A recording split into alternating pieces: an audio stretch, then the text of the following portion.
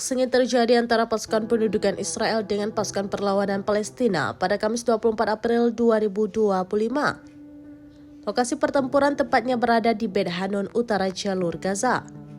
Militer rezim Zionis mengakui bahwa seorang komandan tank dari Batalion ke-79 tewas akibat serangan ini. Tidak hanya itu, seorang perwira serta seorang prajurit terluka parah, sementara prajurit lainnya terluka sedang. Menurut penyelidikan militer, pejuang perlawanan menyerang sebuah tank dengan rudal anti-tank. Sebelum mundur, mereka juga melepaskan tembakan penembak jitu. Insiden ini terjadi di dekat lokasi militer lain di zona penyangga. Jalan administratif tempat insiden tersebut terjadi merupakan rute yang sama dengan penyerangan sebelumnya. Sementara menurut media Israel, penyerangan ini terjadi saat para tentara sedang menaiki tank di dalam zona penyangga di utara jalur Gaza. Pada titik tertentu, para prajurit turun dari tank untuk melaksanakan misi operasional. Keberadaan mereka diduga terendus oleh perlawanan. Hamas selalu melakukan penyergapan ganda yang menyebabkan seorang tentara tewas.